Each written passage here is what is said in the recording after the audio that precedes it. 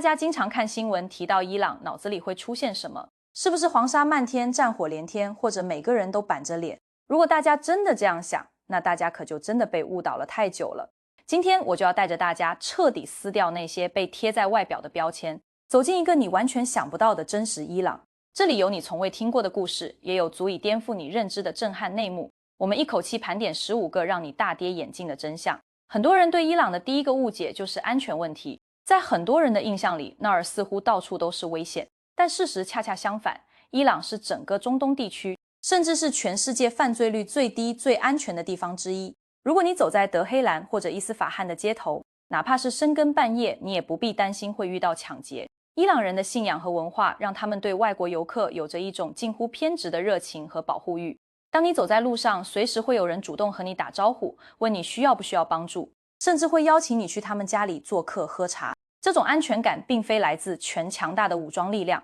而是来自沉深植于他们骨子里的礼貌和温良。说到礼貌，就不得不提伊朗的一个社交核心，这就是我们要说的第二个内幕——塔罗夫。这是一种极其复杂且微妙的社交礼节，简单来说就是一种客气的艺术。比如你在商店买东西，老板可能会跟你说不收钱，这东西送你了。这时候如果你真的拎着东西就走，那就尴尬了。这只是老板在对你行使塔罗夫，你得坚持付钱，他会坚持不收，这样来回3个回合，他才会最终收下。这种仪式感出现在伊朗生活的方方面面，不管是打车、吃饭，还是去别人家做客。这种文化的背后，其实是伊朗人对和谐人际关系的一种极致追求。虽然对外国人来说，这简直像是一场心理战，但这也正是伊朗人性格中温婉的一面。第3个震撼内幕，可能会让你觉得不可思议，伊朗竟然是全球的整容大国。走在伊朗街头，你会发现很多年轻男女的鼻子上都贴着胶带，你别以为他们受伤了，那是刚做完隆鼻手术的标志。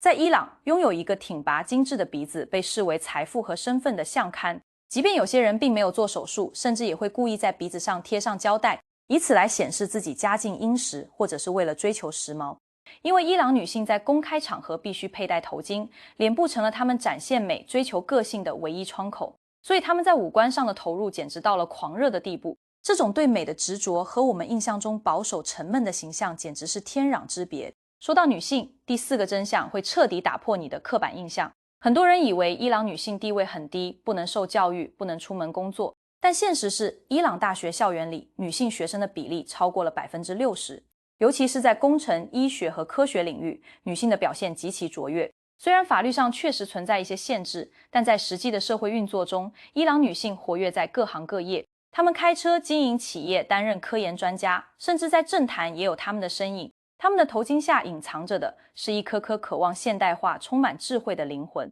她们追求时尚，化妆技术一流，头巾的颜色也越来越鲜艳，佩戴的方式也越来越随性。第5个内幕，关顺伊朗的地理环境。大家别以为伊朗只有荒漠，伊朗的国土面积非常大，地理景观极其多样。在北部的德黑兰附近就有世界级的滑雪胜地。没错，在很多人的认知里，中东是和冰雪无缘的，但伊朗的滑雪场设施完备，雪质极佳，每年冬季都会吸引大量的滑雪爱好者。而在南部则有波斯湾的热带海岛，风景不输马尔代夫。你可以在同一个季节，上午在北方的雪山上滑雪，下午就飞到南方去海边晒太阳。这种巨大的自然反差让伊朗成了一个充满惊喜的旅游目的地。第6个认知上的纠偏，伊朗人不是阿拉伯人，这一点极度重要。虽然他们使用的是波斯语字母，而且大多数信仰伊斯兰教，但他们是波斯人，有着几千年的波斯文明传承。如果你把一个伊朗人当成阿拉伯人，他们可能会觉得受到了冒犯。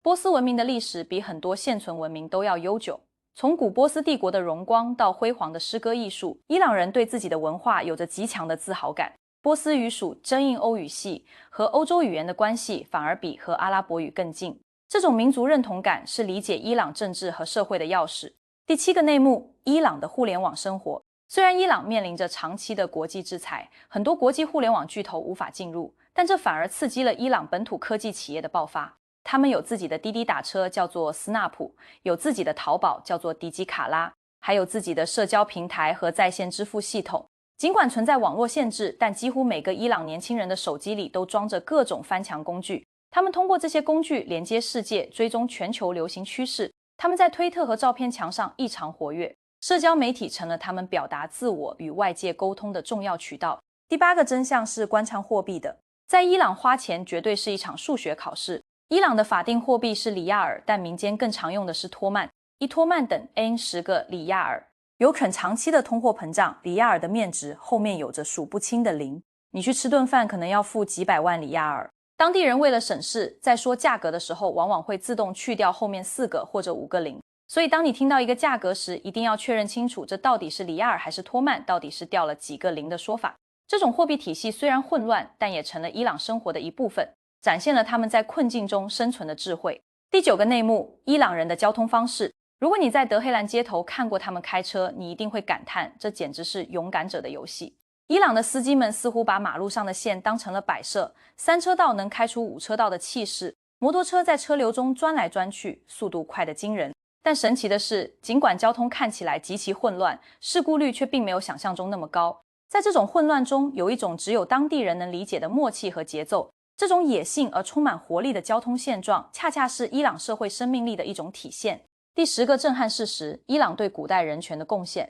在很多人的印象中，伊朗是保守的代表，但你知道吗？世界上第一份人权宣言就诞生在波斯帝国，这就是著名的居鲁士原著。大约在公元前539年，居鲁士大帝占领巴比伦后，宣布释放所有奴隶，并允许不同民族拥有宗教信仰自由。这在当时的奴隶制社会是极其超前的。伊朗人一直引以为傲，这份遗产至今仍深深刻在他们的文化基因中。他们对多元文化的包容其实是有着几千年历史根基的。第11个内幕，伊朗的饮食文化。如果你以为伊朗只有烤肉，那就大错特错了。伊朗菜是世界上最精致的菜系之一，他们对番红花的使用达到了极致，每一粒米饭都可能被染成金黄色。还有一种叫底锅饭的东西，就是把锅底的米饭烤得焦脆，那是伊朗餐桌上的精华，大家甚至会为了抢那一块锅巴而争执。此外，伊朗人对水果和坚果的热爱也超乎想象，尤其是开心果质量世界第一。伊朗的石榴也异常甜美，在这里，食物不只是填饱肚子的东西，更是一种慢生活的艺术。第12个真相，伊朗的宗教多样性。虽然伊朗是政教合一的国家，但这并不代表这里只有一种声音。在伊朗，基督教、犹太教和索罗亚斯德教，也就是金庸小说里的明教，是受到法律保护的少数宗教。在德黑兰的市中心，你可以看到基督教堂和犹太会堂，尤其是索罗亚斯德教作为波斯的本土宗教，它的火神庙至今仍香火不断，里面的圣火据说已经燃烧了超过1500年。这种历史的厚度让伊朗成了一个宗教文化的博物馆。第13个内幕，官吃婚姻。伊朗有一种特殊的婚姻形式，叫做临时婚姻，这在法律上是允许的，期限可以从几个小时到几十年不等。虽然在现代城市年轻人中，这种形式受到的争议很大，但它确实是伊朗法律体系中一个非常独特的现象。这种制度原本是为了解决战乱时期的社会问题，但在现代社会，它也成了一些人应对严格社交规范的一种方式。这种传统与现实的碰撞在伊朗无处不在。第14个震撼点，伊朗的艺术水平。波斯地毯大家都听说过，但你可能不知道，一件顶级的手工波斯地毯需要几个人花费数年的时间才能织成。那不是地毯，那是挂在墙上的艺术品。除了地毯，伊朗的诗歌地位极高。在伊朗，几乎每个人都能背诵几句哈菲兹或者鲁米的诗。在哈菲兹的墓前，每天都有无数年轻人聚在一起读诗、聊天。在一个全民读诗的国家，人们的内心世界远比我们想象的要丰富和细腻。第15个内幕，伊朗的年轻一代。伊朗是一个非常年轻的国家，人口中值，年龄非常小。这些年轻人受过良好的教育，视野开阔。虽然他们身处一个有着严格规范的环境，但他们内心极度渴望与世界接轨。他们喜欢西方电影，听流行音乐，追求个性和自由。他们在家庭聚会时会脱掉外套，穿上最时髦的衣服，随着音乐跳舞。这种私密空间与公共空间的强烈反差，构成了当前伊朗社会最张烈的景观。大家听完这15个内幕，是不是觉得自己以前对伊朗的认知完全被颠覆了？这就是真实的伊朗，它不是非黑即白的，而是一个充满了矛盾、美感、活力和厚重历史的彩色国度。它既古老又现代，既保守又开放。如果你有机会亲自踏上那片土地，你会发现那里的风景固然迷人，但最让你震撼的，永远是那里热情到让你不知所措的人民。他们会用最真诚的微笑告诉你，被新闻过滤掉的那个真实世界到底是多么的温暖和精彩。伊朗的魅力就在前此，它像是一层层包裹着的洋葱，每剥开一层都会让你流泪，但那种辛辣之后的清甜却让人欲罢不能。无论是德黑兰北部的咖啡馆，还是伊斯法罕那座被誉为半个世界的广场，或者是设拉子那座粉红色的清真寺，每一处都在诉说着一个官餐坚持和热爱的故事。伊朗人用他们的热情和智慧，在国际制裁的夹缝中，硬是活出了一种独特的精致感。当我们谈论一个国家时，我们往往容易陷入简单化的定式，但伊朗告诉我们，任何一个拥有几千年文明历史的民族都不可能被简单定义。他们在面对困境时的从容，在对待客人时的慷慨，以及对美好生活的执着追求，都是值得我们去深思和学习的。希望大家在听完这些故事后，能有一种豁然开朗的感觉，意识到这片神秘的土地上，其实跳动着和我们一样热忱的心脏。真实的伊朗其实就在那里，带着波斯古国的余晖，也带着现代文明的躁动。它不需要被同情，它只需要被看见，被公正的、不带偏见的看见。下一次，当你再在新闻里看到关切这个国家的消息时，我希望你的脑海中浮现的不再是那些冰冷的军事画面，而是那些鼻子上贴着胶带、手里拿着诗集，在波斯地毯上优雅喝茶的鲜活面孔。这才是伊朗，这才是那个让你一旦了解就再也无法忘记的神奇国度。大家可以试着在脑海中勾勒这样一个画面：在黄昏的设拉子，夕阳穿过默克清真寺那五彩斑斓的彩色玻璃，投射在繁复的波斯地毯上，空气中弥漫着玫瑰水的香气，远处传来悠扬的祈祷声，而你的身边，一位伊朗年轻人正热情地向你介绍着他最喜欢的当代诗人。那一刻，你一定会感慨，自己以前真的被那些片面的信息给骗了。我们之所以要了解真实的伊朗，不仅仅是为了增长见闻，更是为了在这个日益分裂的世界里寻找一丝跨越文化隔阂的温暖。当我们发现，尽管制度不同、信仰不同、生活方式不同，但对恩爱、对更美、对更尊严的渴望是全世界通用语言的时候，我们对这个世界的理解也就更加深了一层。伊朗这颗丝绸之路上的明珠，正等待着更多的人去发现它那被尘封却依然闪耀的光芒。说到底，伊朗的震撼内幕不仅仅在传那些奇特的风俗，更在说这种在重重压力之下依然保持的高贵和优雅。如果你问我，这世界上还有哪个地方能让你感受到如此强烈的文化冲击和心灵震撼，我一定会毫不犹豫地告诉你，去伊朗吧。那里有最清澈的眼眸，有最厚重的土地，还有一段段足以让你受用终身的奇遇。让我们记住，任何偏见都是认知的牢笼，而打破这座牢笼最好的办法，就是保持好奇心，去倾听，去观察，去感受。伊朗的故事还在继续，那些在德黑兰街头飞驰的车影，那些在实验室里专心致志的女性，那些在古老集市里讨价还价的塔罗夫，都在共同编织着一个真实而生动的波斯梦。希望这15个内幕能成为你了解这个国家的开始，而不是结束。在未来的日子里，我们还会一起去探索更多被误解的角落，去揭开更多被掩盖的真相。因为这个世界远比我们想象的要精彩得多，也复杂得多。而我们唯一要做的，就是保持一颗开放的心，去拥抱每一份真实。伊朗就是这样一个起点，它告诉我们，即便在最坚硬的外壳下，也包裹着最柔软、最动人的温情。当夜幕降临德黑兰，万家灯火点亮了鄂尔布尔士山脉的轮廓，在那些灯火之下，有无数的梦想在萌发，有无数的故事在上演。那里有欢笑，有泪水，有挣扎，也有希望。这就是真实的伊朗，一个不需要修饰就已经足够震撼的地方。我们在那里看见了历史的深度，也看见了人类精神的韧性。谢谢大家今天听我聊了这么多关切伊朗的事，希望这些信息能给你带来一些启发，让你对这个世界、对人性有了一种新的认识。不要轻易相信你所看到的一面，因为真相往往隐藏在那些不为人知的细节里。伊朗的大门始终敞开着，那些热情的波斯人正等待着每一个愿意去了解他们的人。这才是真正的伊朗，一个重新颠覆你认知的震撼世界。无论你现在身处何地，都请保持那份对未知的敬畏和对多元的尊重，因为正是这些差异，让我们的世界变得如此丰富多彩。伊朗就是那道最独特的色彩，它在历史的长河中熠熠生辉，也在现代的浪潮中砥砺前行。让我们带着这份震撼，继续去探索这个充满惊喜的星球。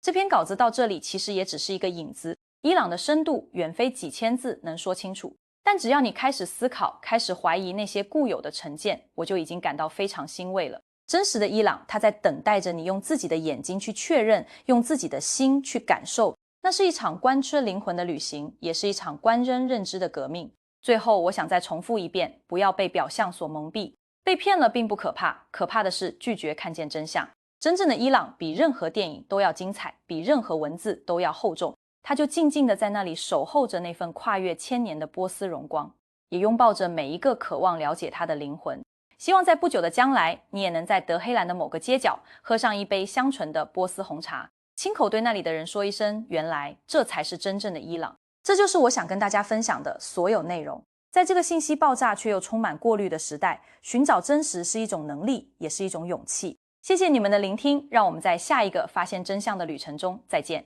伊朗的故事永遠講不完，而我們的探索也永遠不會停止。去發現吧，去感受吧，去擁抱那個真實而震撼的世界。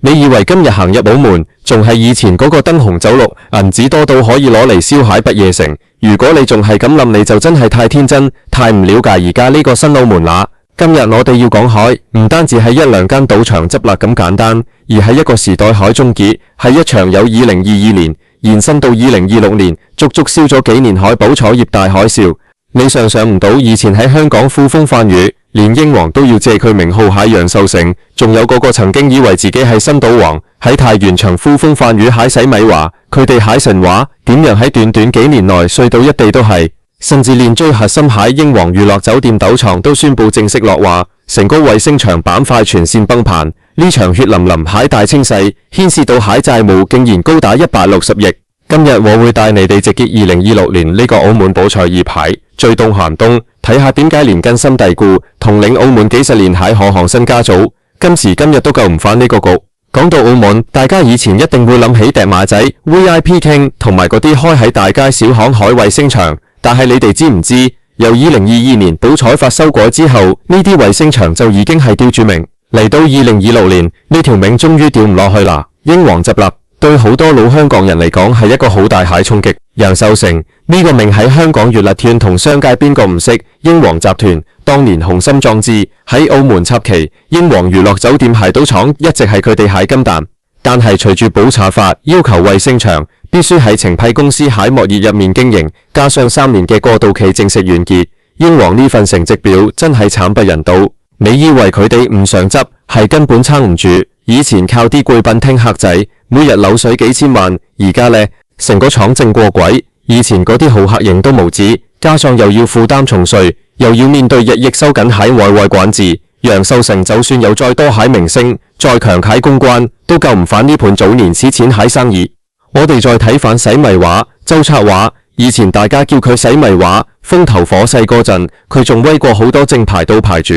太南長集團全盛時期佔咗澳門貴賓廳市場蟹半壁江山，但係由2021年底佢被捕到2023年被判監18年，佢個神話就已經破滅咗一半。而家2026年，隨住最後一批同太年上有關聯蟹資產被清盤，大家先經過原來背後嗰個債務閪洞係咁深。嗰160億蟹巨債唔單止係欠銀行，仲有大量係欠落啲街數、中介人同埋以前嗰啲投資者。呢啲錢喺以前澳門遍地黃金蟹年代，可能幾年就賺返嚟，但喺2026年呢個環境，160億，直情係一個天文數字。洗米華海賭台係一個標誌住以前嗰種靠拉客、地下錢莊貴賓廳海野蠻生長模式正式斷氣。好多人問點解會搞成咁？點解連啲衛星場都要全線崩盤？其實係因為澳門蟹遊戲規則變咗，由底層邏輯開始變。以前澳門係靠保彩帶動旅遊。而家係要旅遊去救保彩，中央蟹政策好明確，就係要去保彩化。以前嗰啲 satellite casino 好多都係靠疊碼仔撐住，而家疊碼仔喺法律上已經冇乜生存空間，加上2026年初開始實施更加嚴格派洗錢防制法，以前啲內地好客想搬錢過嚟玩，真係難過登天。衛星場冇咗生存土壤，崩盤係必然。你睇下金碧會彩、總統酒店，甚至係置地，邊間唔係慘淡經營？以前嗰啲充滿艷味煙柳星蟹賭廳，而家好多都變咗商場，或者就咁鎖門，直情喺血淋淋海時代眼淚。講到呢度，你可能會諗唔緊要啦，仲有何家啊嘛，賭王何鴻燊家族喺澳門詐賓超過半個世紀，由上世紀60年代開始壟斷，就算後來開放賭權，佢哋喺澳博 SJM 依然係龍頭。但係點解連何家都救唔返？呢個先係最令人心寒蟹地方。你要知道，何家蟹路博近年蟹債務比率一直高企， 2026年嘅今日，澳博海股價已經唔係以前嗰個水位。雖然何超鳳、何超瓊佢哋已經好努力咁轉型，投資幾百億落去上蒲庚，想搞非寶楚元素，想搞藝術，搞展覽，但係呢啲嘢開回報期太長啦。比起以前開牌抽水咁樣印銀紙，搞酒店搞藝術真係太慢太辛苦，而且澳博手上蟹衛星場係最多蟹。2026年，當呢啲衛星場要一間間收返嚟自己做，或者直情要關閉喺時候，澳博要承受蟹廠散費、物業維修同埋營運成本，簡直係將佢哋最後一啲現金淨流都砸寬埋。再講何家內部分房蟹問題，雖然表面上好似平息咗，但喺2026年呢個生死存亡之秋，每房人都有自己蟹盤算。而房海何超瓊雖然係公認海接班人，實力最強，但佢要顧住美高梅三房四房各有各蟹利益，喺160億巨債同埋整體產業結構性崩壞面前，單靠何家蟹名聲已經冇用啦。以前何鴻燊講一句話可以震動成個澳門，而家係政府講一句話，你全體6大博企都要乖乖聽話。呢種權力結構蟹轉移係令到賭王家族呢4個字褪色蟹主要原因。大家要明白，2026年嘅澳門已經唔再係一個純粹蟹賭城。你睇下，而家蟹路檔雖然金沙鹽下總係好靚，但入面玩蟹人已經由以前嗰啲一落住就幾十萬蟹大房，變咗而家拎住幾千蚊旅遊補貼嚟打卡影相蟹普通遊客。呢種消費力蟹落差係致命傷。以前一個好客頂1萬個遊客，而家你要訂1萬個遊客去填補嗰個好客蟹空缺，談何容易？英皇蟹執笠其實係一種戰略性放棄。楊修成呢種生意人最精，佢睇到2026年之後，澳門蟹寶楚稅率依然係咁高，加上非寶楚投資蟹要求係一個無底洞，佢不如指示離場，將資源放返去影子娛樂或者金融地產仲好過。而洗米華海下場更係俾全世界睇到，以前嗰套遊走喺科色地帶海環化已經行唔通，佢留低嗰160億債務係成個博網出幣票務爆破後海縮型。好多人喺度諗會唔會有下一個洗米華？我話俾你聽，喺2026年的法治環境下，已經冇可能再出現咁樣蟹草根全啟，所有嘢都要透明，所有錢都要有來源證明。當賭場變到好似銀行咁樣被嚴格監管喺時候，佢嗰種吸力度自然會下降。我哋再深入睇下呢場崩盤對普通澳門人蟹影響。以前澳門人只要入去賭場做莊荷，一個月幾萬蚊人工，完全唔使愁。但2026年，隨住衛星場全線崩盤，失業率開始上升。雖然政府要求大博企要優先聘用本地人，但職位就係得咁多，競爭大咗，人工亦都唔再係以前嗰種離地蟹水平。成個社會蟹氣氛變咗，大家開始意識到，原來澳門唔可以單靠賭，但係轉型講就容易，要做真係要好多年時間。回頭睇返，楊修成同洗米華蟹神話破滅，其實係一種必然。楊修成代表蟹係舊時代蟹資源整合者，靠名氣、靠人脈喺寶楚業分一杯羹；而洗米華代表蟹係時代海暴發者，靠互聯網、靠激進海金融手段將寶炒業推向極端。當呢兩個極端都撞牆海係時候，就證明呢條路已經行到箭頭。2026年，我企喺新馬路，望住以前英皇娛樂酒店蟹方向，再望下對面嗰啲已經冇晒以前嗰種光彩蟹舊式賭場，心入面真係好感慨。160億蟹債換嚟卻係一個慘痛蟹教訓。澳門變天唔係一個預演，而係發生緊喺現實。點解連賭王家族都救唔返？因為大勢已去。當一個城市蟹命運同大國蟹金融安全、資金流向掛鈎蟹時候，任何一個家族、任何一個大亨喺呢股時代蟹巨輪面前，都只不過係一粒微塵。以前我哋講馬照跑，舞照跳，澳門係賭照開。2026年之後，賭依然會開，但個性質已經完全唔同咗。離快發現，澳門會變得越嚟越似一個普通蟹旅遊城市，甚至係一個適合一家大細去蟹主題公園，而唔再係嗰個可以一夜致富，亦可以一夜傾家蕩產蟹冒險家樂園。呢種改變對澳門蟹長遠發展嚟講可能係好事，但對於嗰啲仲沉溺喺往日輝煌蟹人嚟講，呢場血淋淋蟹大清洗無疑係最殘酷蟹醒覺。大家仲記唔記得以前2010幾年嗰陣，澳門蟹 GG 阿博蟹務收入係拉斯維加斯蟹幾多倍？嗰陣係幾倍，甚至係10倍咁計。但去到2026年，你會發現呢種比較已經冇意義，因為拉斯維加斯一早已經成功轉型做娛樂同會診中心，補償收入只佔佢哋好少部分。而澳門而家先至開始行緊呢條人哋行咗幾十年海辛苦路。楊修成、洗米華呢啲名終將會隨住呢160億海債務一齊探出歷史舞台。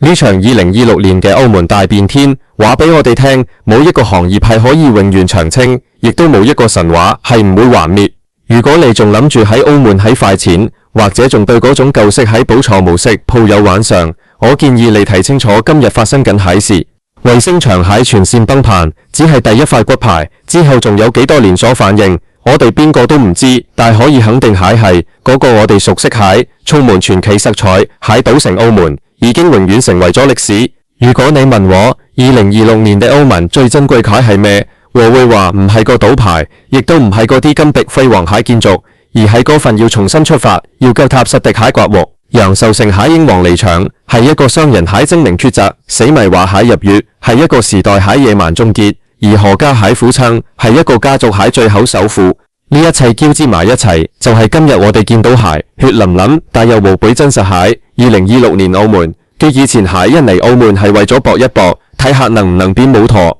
而家蟹人嚟澳門可能係為咗睇場 show 食餐飯，呢種心態蟹轉變係成個保炒業大清洗蟹根源。如果你仲係睇唔透，仲係覺得只要等返幾年，啲豪客就會返嚟，咁你就真係會輸得好慘。160億巨災只係冰山一角，喺呢場變天蟹風暴入面，邊個可以生存到最後？唔係最有錢嗰個，而係最快適應新規則嗰個。2026年，當最後一個衛星長蟹招牌拆落嚟喺時候，我哋可以正式宣布舊澳門再見。而新澳門雖然前路茫茫，雖然充滿挑戰，但至少佢開始咗一條更健康、更透明蟹路。楊受成洗米華蟹神話雖然破滅咗，但澳門呢個城市依然會喺南海之濱繼續生存落去。只不過佢再都唔係以前嗰個令到無數人瘋狂，亦令到無數人毀滅海賭神之情啦。呢場2026年海保彩業大清洗，其實係一場關於規矩海課程。由以前蟹冇規矩，到後來蟹徽式規矩，再到而家蟹鋼鐵規矩，跟呢個過程一定係痛蟹，甚至係會見血。160億蟹大價夠唔夠大？對好多人嚟講，直情係傾家蕩產，但係對成個國家、成個社會蟹搶治久安嚟講，呢種清洗係一定要做。你睇下而家蟹澳門街道乾淨咗，治安好咗，雖然少咗份腐造蟹財氣，但多咗份踏實蟹隊氣。英皇海嚟搶，其實都反映咗香港資本對澳門未來海睇法。楊受成呢種老江湖最識得睇風向，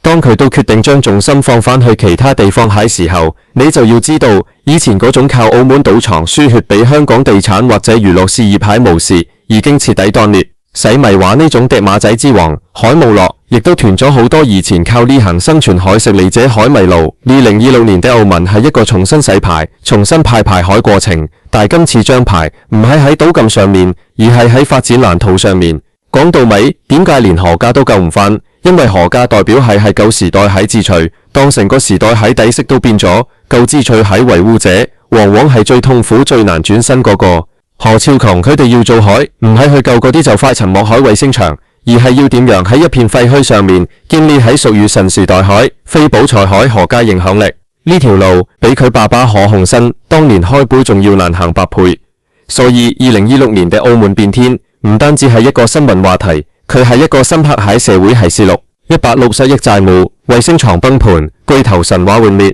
呢啲都係表象，核心係呢個世界變咗，遊戲規則變咗。你如果仲用緊2010幾年喺西圍去2026年嘅澳門玩，你注定係輸家。直見呢場大清洗，我哋見到係權力蟹更迭，係利益蟹重組，更係一個城市靈魂蟹重組。希望今日呢篇後波組可以令你對2026年嘅澳門有一個更深、更真實蟹了解，唔好再被以前嗰啲舊資訊、舊標籤蒙蔽。澳門變天已經係進行式，當你下一次再踏上呢片土地，記得用另一種眼光去睇佢。睇下嗰啲空置蟹賭廳，睇下嗰啲轉型中蟹酒店，你就會明白咩叫做真正蟹時代變遷。楊受成、洗米華，甚至何鴻燊呢啲名字會永遠留喺史冊，但2026年嘅澳門已經唔再屬於佢哋，而係屬於一個全新蟹、更規範、更理性蟹時代。呢場保彩業蟹血淋淋大清洗，雖然慘烈，但亦都係生機所在。唯有徹底清走以前嗰啲爛狀、嗰啲灰色地帶，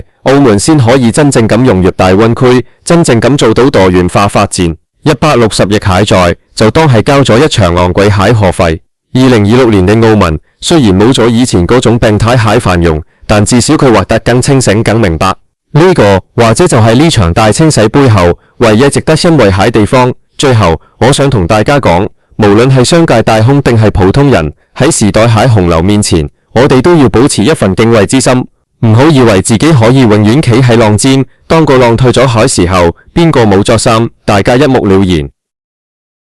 你哋有冇諗過，有一日喺香港嗰隻黐撞最排長龍蟹地方，竟然唔係去邊個國家蟹 check in 櫃位，亦都唔係去買名牌手袋，而係去排一份兩洗飯。冇錯，你冇聽錯，我亦都冇講錯，就係嗰種曾經被好多人睇唔起，覺得係窮人一物蟹兩洗飯，而家竟然殺入咗大雅之堂，去到全亞洲最繁忙蟹機場之一排香港嗰支黐撞開鋪，仲要係全城熱爆，一盒賣到50-60蚊起跳。大家依然排隊排到天荒地老。如果你問我呢個現象代表啲乜嘢，我會同你講，呢個係一個時代蟹轉折點，係香港人薪火方先下一次大洗牌。以前我哋講起機場食嘢，諗到海可能係幾百蚊一份海精緻西餐，或者係貴到離譜海連鎖快餐店。但係而家大家最追求海竟然係嗰種有鑊氣、有家常味海兩洗飯。呢件事最屌鬼海地方係，連影帝周潤發哥呢位平時出入大場面、身家過億海巨星，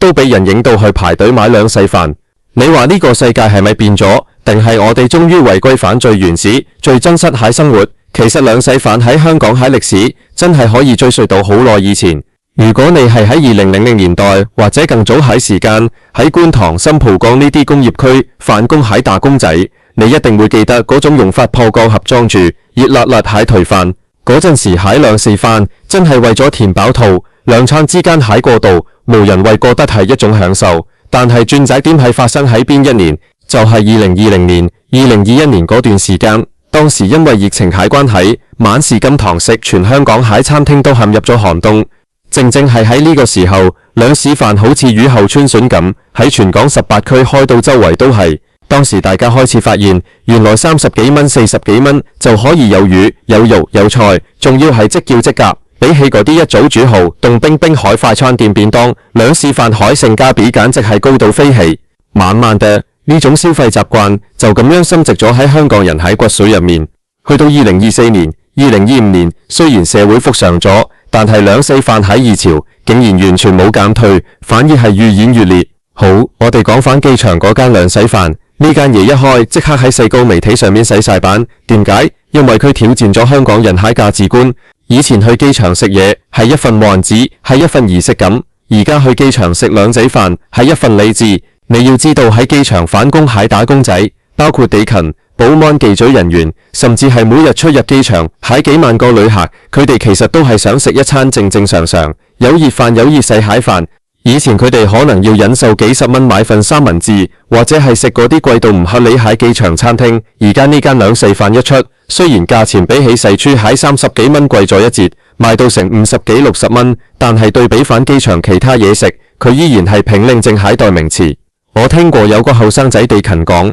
佢今年26歲，每日喺機場行嚟行去，以前最頭痛就係食 lunch。佢話以前食餐飯都要成100蚊，仲要未必飽。而家50幾蚊兩洗飯，可以揀咕嚕肉，可以揀蒸水蛋，仲要多飯，佢覺得直頭係救星。呢種心態其實反映咗而家香港打工仔蟹真實處境，生活成本高，收入增長慢，每一分錢都要花得其所。再講返發哥今年已經69歲，佢之所以咁受香港人愛戴，就係因為佢夠貼地，大家成日喺街市見到佢，喺山上面見到佢，而家喺兩洗飯鋪頭見到佢，其實一啲都唔奇。但係呢件事帶出咗一個好重要蟹訊息，食兩洗飯唔代表你窮，唔代表你冇面，而係代表你識得生活，代表你懂得選擇。當一個身價咁高蟹型帝都可以大大方方排隊買兩洗飯，咁我哋呢啲普通市民仲使乜覺得面紅，仲使乜覺得食兩洗飯係一種流道？呢種文化蟹轉變，我稱之為去泡沫化。以前香港人好講面子，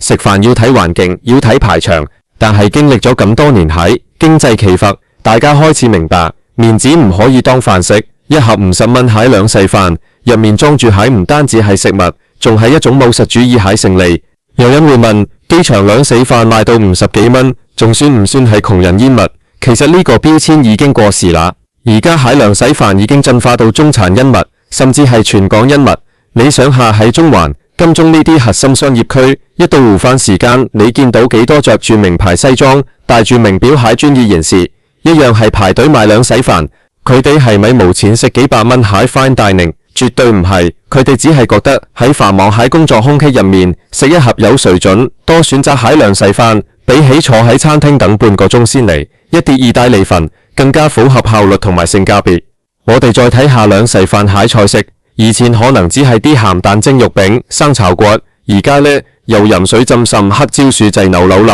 清蒸海魚，甚至係龍蝦鮑魚都有得你揀。呢種多元化蟹選擇，正正係香港人最中意蟹靈活。你可以根據你個日蟹胃口，或者根據你個日蟹預算去組合你蟹一餐。呢種自主權係連好多高級餐廳都俾唔到你。有人話兩洗飯蟹興起係因為香港經濟差，我覺得呢個講法只係啱咗一半。經濟環境確實令到大家消費變得謹慎，但係另一方面呢個亦都係餐飲業下一場革命。兩洗飯鋪頭海轉數快，成本控制精準，食材選好低，呢啲都係傳統餐廳好難做到海。當傳統餐廳仲係要面對昂貴海租金同人工，又要維持繁瑣海服務流程時，兩洗飯鋪頭已經用一種最直接、最有效率海方式解決咗香港人食海問題。我想講講嗰啲喺機場排隊海旅客，你有冇諗過，一個啱啱落機海後客，或者一個準備離境海港人，點解會揀兩洗飯？對於遊客嚟講，兩洗飯其實係最地道蟹香港味道。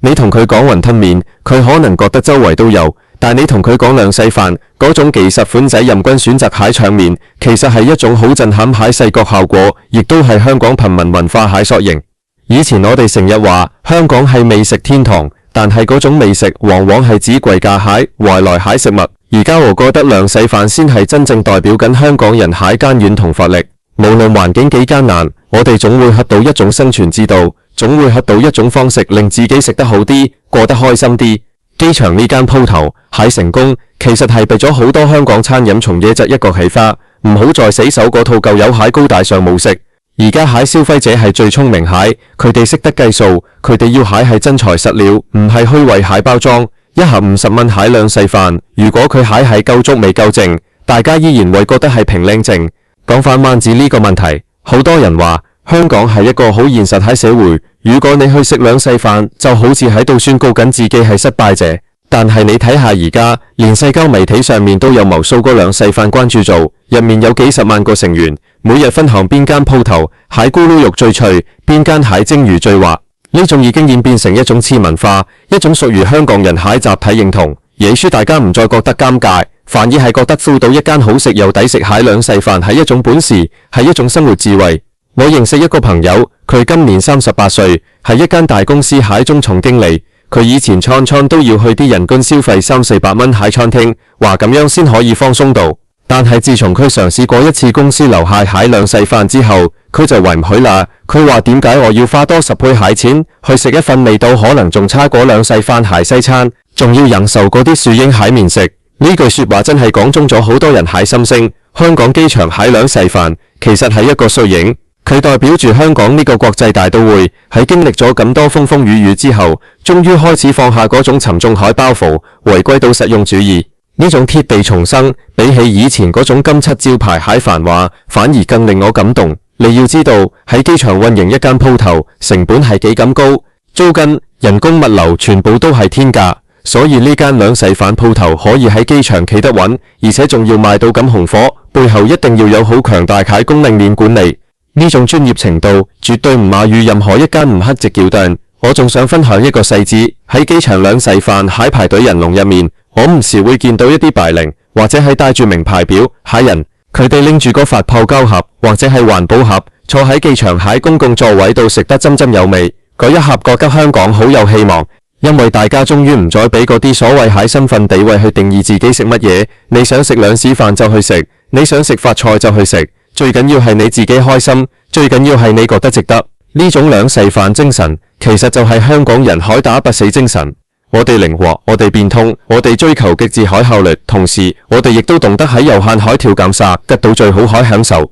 當一盒兩噬飯可以賣到50蚊，仲可以令到全城排隊，呢件事本身就係一個傳奇。發哥蟹出現，只係將呢個熱潮推向咗最高峰。佢用佢蟹行動話俾大家知，真正蟹尊嚴唔係來自於你食幾貴蟹嘢，而係來自於你點樣生活。你可以着住10幾年前喺舊衫去行山，你可以去排隊買兩噬飯，但你依然係嗰個受人尊敬蟹營弟。大家下次去機場或者喺西區見到兩噬飯蟹時候，唔好再用一種西書蟹難光去睇佢，相反你應該去嘗試一下，去感受嗰種屬於香港人蟹鑊氣，嗰份熱辣辣蟹黑椒鼠仔牛柳，或者係嗰份充滿誠意蟹梅菜扣肉，入面裝載住蟹，係無數香港打工仔蟹辛酸，亦都係我哋對生活蟹熱情。兩噬飯蟹宏守傳承，絕對唔係死要面子，而係真真正正蟹貼地重生。佢標誌住香港進入咗一個更加密實、更加追求真實體驗蟹時代。以前我哋追求金字塔尖蟹浮華，而家我哋學識咗欣賞地基蟹穩固。如果你話50蚊一盒兩噬飯係貴，咁你要睇下你買到蟹係乜嘢。你買到蟹係新鮮烹調，係多樣化選擇，係一份喺忙碌生活中蟹為謝。比起嗰啲預先包裝好、充滿化學碳加嘅蟹超市微波爐餐，呢50蚊簡直係花得太值啦。總括嚟講，兩噬飯殺入機場係香港餐飲史上面係一個大事，佢打破咗地域蟹界線，打破咗階級蟹隔閡，亦都打破咗我哋對快餐蟹刻板印象。佢話俾全世界聽，香港人喺胃口好刁鑽，但我哋喺心亦都好踏實。只要嘢食好食，只要價錢合理，無論係喺深水埗蟹街邊，定係喺赤鷺角蟹機場，香港人都會用行動，亦即係用排隊去支持。呢個就係今日海香港，一個癲得嚟好有勵志，一個平民美食可以同影帝平起平坐海地方。唔好再問點解兩噬飯會咁火，去排反次隊，食返一啖嗰個即撈飯，你就一定會明白。生活雖然有時會好苦，但係一盒好食蟹兩噬飯，絕對可以幫你補返嗰份甜。呢種就係我哋蟹香港精神，呢種就係我哋蟹生活秩策劃。大家唔好以為兩噬飯只係一時蟹興起，我覺得佢會一直存在落去，甚至會變成香港蟹一種標誌性美食，就好似茶餐廳，好似絲襪奶茶咁，成為我哋文化入面不可或缺蟹一部分。下次如果有人問你香港有乜好食，除咗嗰啲貴價海鮮同飲茶之外，你大可以大大聲聲話俾佢聽，去機場食盒兩噬飯啦，嗰度有最真實蟹香港。講到呢度，我真係覺得好自豪。雖然我哋面對好多挑戰，雖然世界變咗好多，但係香港人嗰種生存智慧，嗰種對食蟹接觸，永遠都唔會變。50蚊一盒兩噬飯，買蟹唔單止係飽肚，仲係一份屬於香港人蟹功名同埋驕傲。呢份驕傲係連影帝發哥都願意一齊分享蟹。所以大家記住啦，食兩噬飯係一種態度，一種逆內生活，敢於面對現實，追求極致性價比蟹生活態度。呢種精神先至係香港最珍貴蟹寶藏。你知唔知而家你喺外賣平台落張單，由今砌嗰一盒開始計，到個餐送到你手，有時竟然快到你唔信。你以為係間餐廳個大廚手腳快，鑊氣夠，醒下啦，其實你食緊蟹可能係一包放咗成年都唔腐爛蟹化學課告書。今日我想同大家出解一個而家餐飲界最大蟹騙局，亦係好多人心入面嗰個唔敢講蟹秘密。你有冇諗過，點解你俾68蚊食個魚香棋子飯或者紅燒肉飯，其實成本可能只係需要6蚊港幣，而且呢啲嘢食係完全唔需要廚師去炒，甚至連火都唔使開。最近有個外賣員頂唔順啦，佢踢爆咗一啲所謂蟹名店、網紅店，入面個廚房竟然一部抽油煙機都冇，反而係成排好似黃伯咁樣喺微波爐喺度叮叮叮。呢啲嘢你真係敢食落肚？我哋先嚟講下呢個3分鐘出餐蟹神話。正常一個小菜，洗菜、切菜、熱鑊落油、爆香落料、翻炒調味，再到上碟，點樣快都起碼要10分鐘㗎。但係喺呢啲預製菜餐廳入面，佢哋蟹流程係咁樣蟹，外賣員落單，店員喺雪櫃攞出一包好似大髀咁粗蟹類薄包，剪開個口，成包掉入去微波爐，或者掉入去一保熱水度浸3分鐘。時間一到，撕開包裝，倒落個發泡膠盒度，加2條白叉菜心做裝飾，搞掂。由頭到尾，個店員連鑊鏟都未摸過。呢啲就係所謂蟹預製菜，或者叫料理包。你可能會問，預製菜唔係新嘢啦，點解而家先嚟講？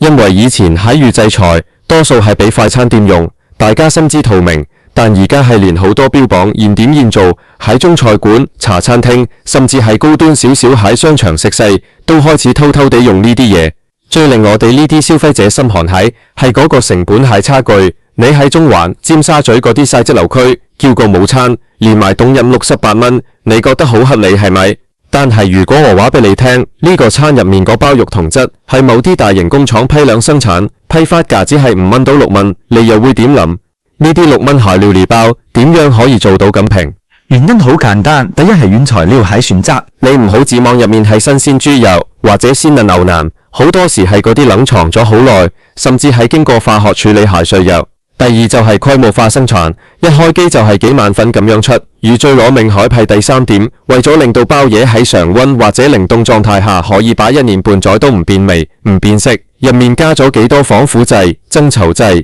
人造色素同埋高鈉海調味料，你食落去覺得好野味、好送飯，其實係你條輪俾啲化學嘢壓咗。最近有個喺深水埗做咗好多年喺外賣員，佢就同我分享咗一個好驚人喺見解。佢話佢每日送過百張單，以前去啲餐廳攞餐，一定會聞到陣陣油煙味，聽到廚房師傅槍咁樣炒菜蟹聲。但呢幾年佢發現越嚟越多餐廳，特別係嗰啲開喺2樓或者商場角落喺外賣專賣店，入面係乾淨到離奇。佢有一次入去個廚房攞餐，發現入面竟然一個爐頭都冇，牆邊排開咗10幾部大功率海微波爐，全部一齊運作緊。嗰陣味唔係菜香，而係一種好奇怪蟹，帶點塑膠味同藥水味蟹液體。個外賣員話佢見到個店員用手撕開啲包裝袋海時候，啲汁液彈到周圍係，但個店員連手都唔抹就繼續做。呢種廚房同工廠個加工間有咩分別？講到呢度，我諗翻起2020年蟹時候，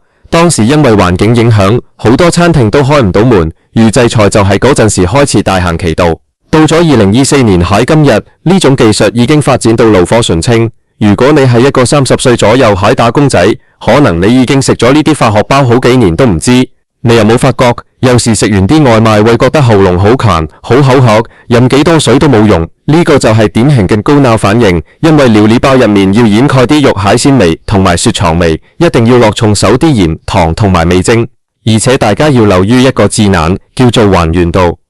啲工廠而家追求蟹係點樣將包嘢叮完出嚟之後，個樣同味道同大廚炒出嚟有90%相似。佢哋會研發一啲叫肉質改良劑蟹嘢，令到啲放咗半年蟹肉食落去依然好爽口，好有彈性。甚至連嗰陣所謂海鑊氣都可以透過化學或神海鑊氣油嚟模擬，即係話你以為食緊海係大廚功力，其實係化學加海心智。香港人最講究食得精，但我哋而家蟹飲食文化正喺度崩潰。以前去茶餐廳食個鹹炒牛河，師傅會睇住火候，一碟一碟炒。而家呢，連啲連鎖債團都開始全面推行預製化，佢哋會話係為了品質穩定，但我哋心入面知呢個係為了利潤最大化。一間餐廳如果唔使請大廚，淨係請幾個時薪幾十蚊蟹阿姐或者後生仔負責叮嘢，人工成本慳咗幾多？唔使裝大型排氣系統，租金同裝修成本又慳咗幾多？呢啲慳翻嚟合錢，又冇回饋俾消費者。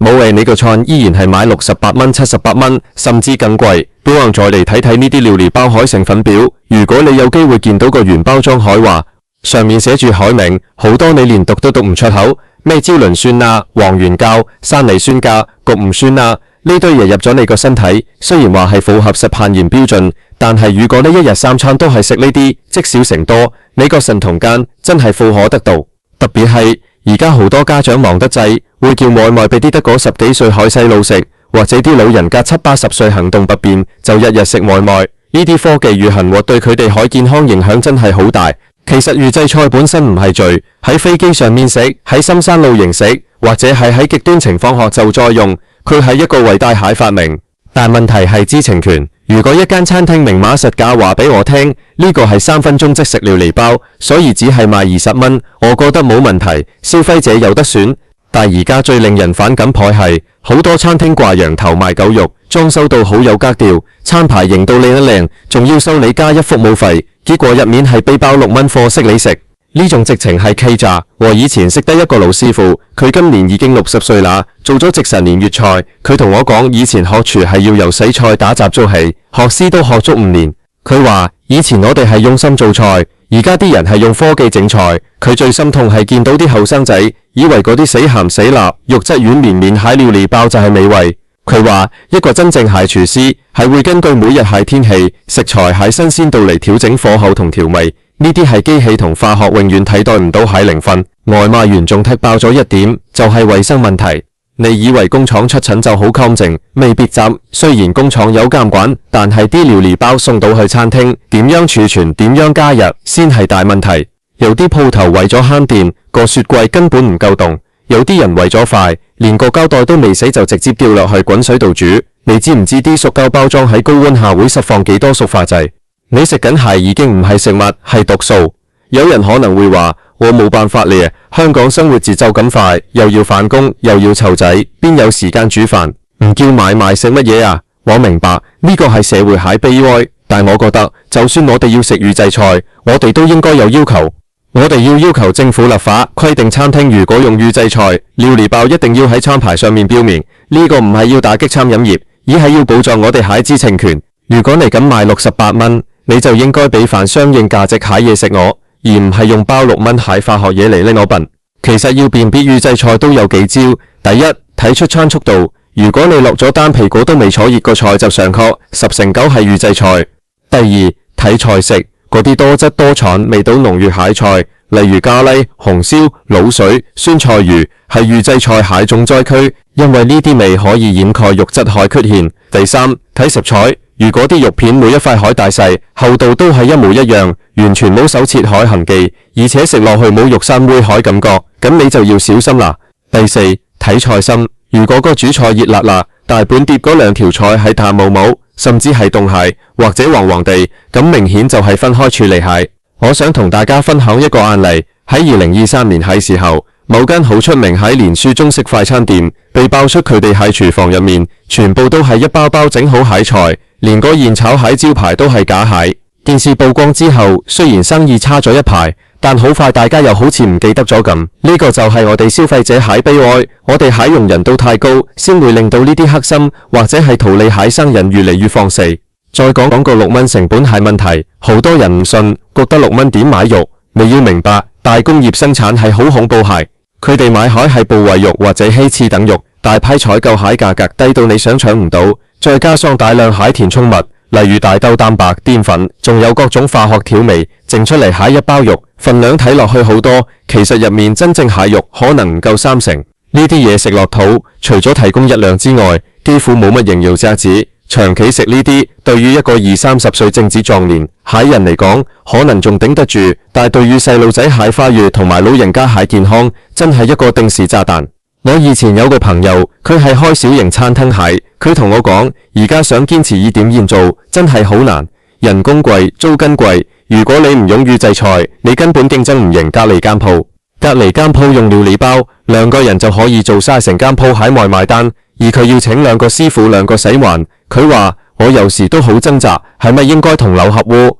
呢個就係市場蟹劣被驅逐良幣。如果我哋消費者唔去抵制，唔去追求更高質素蟹食物，最終我哋就只能夠喺滿街蟹化學料理包入面揀一包冇咁難食蟹。大家試諗下，如果以後我哋蟹細路長大到18歲，佢哋以為食物蟹味道就係來自真空包裝袋，佢哋從來未見過真正蟹火，未聞過真正蟹鑊氣，呢個世界會變成點？飲食文化係一種傳承，如果我哋呢一代人因為貪方便貪平而放棄咗對真食物蟹追求，咁我哋損失蟹唔止係健康，仲有我哋蟹生活品質。所以下次你出街食飯或者叫外賣喺時候，多口問一句，你哋啲菜係咪現炒㗎？或者觀察下間鋪頭喺出餐情況。如果你發現佢係俾緊6蚊蟹化學包你，但係收緊你68蚊，請你記住呢種感覺，下次唔好再去。我哋喺每一張鈔票都係喺度為我哋想要喺世界投票。我寧願等耐少少比貴少少，都想食一碟真係由人用火炒出嚟喺青椒肉絲。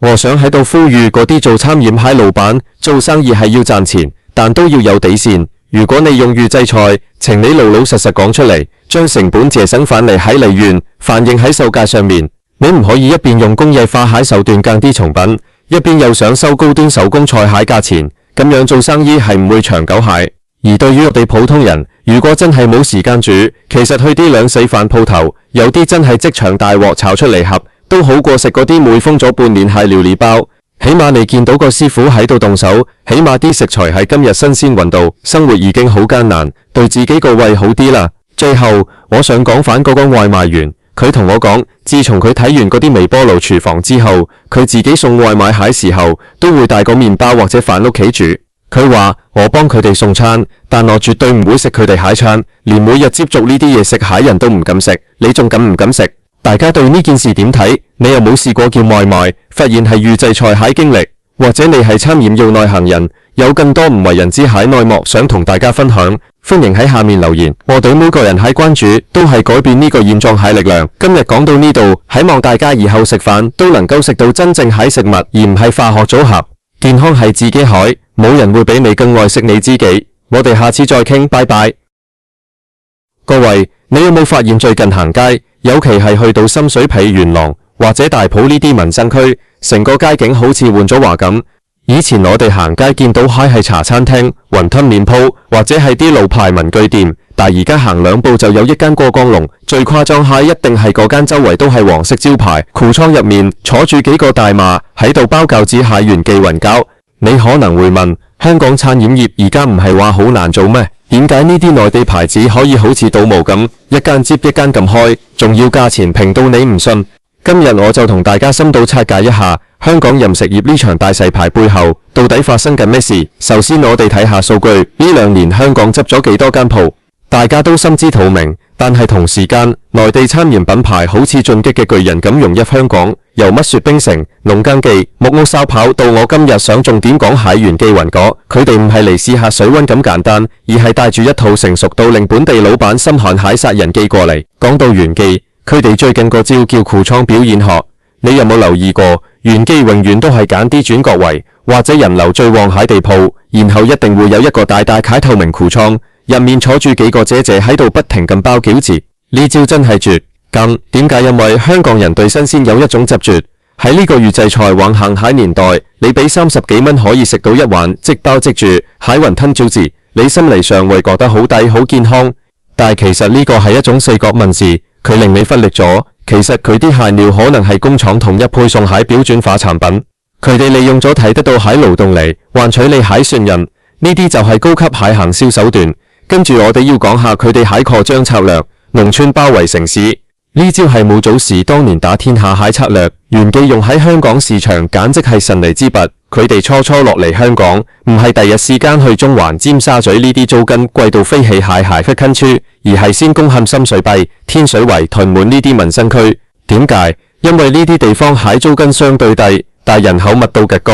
佢哋先喺呢啲地區建立口碑，搞掂咗班精打細算蟹街坊先。當你喺屋企樓下見慣見熟，覺得佢又平又好食蟹時候，佢再殺入市中心，你就唔會覺得佢係外來嘢，而係覺得佢係你生活台一部分。呢種由邊緣滲透到核心蟹方法，比起一嚟就燒錢租中環鋪位要穩陣得多。大家一定會問，點解佢哋可以做到咁平？一碗雲吞麵喺傳統茶餐廳可能要賣到50幾甚至60蚊，但元記或者類似蟹牌子30零蚊就有交易，仲要份量唔細。呢個唔係因為佢哋唔想賺錢，而係因為佢哋背後有一套強大到恐怖蟹供理念。元記喺內地有超過3000幾間分店，佢哋買豬肉、買麵粉係用萬噸嚟計蟹，議價能力同香港嗰啲單打獨鬥蟹小店根本唔係同一個層次。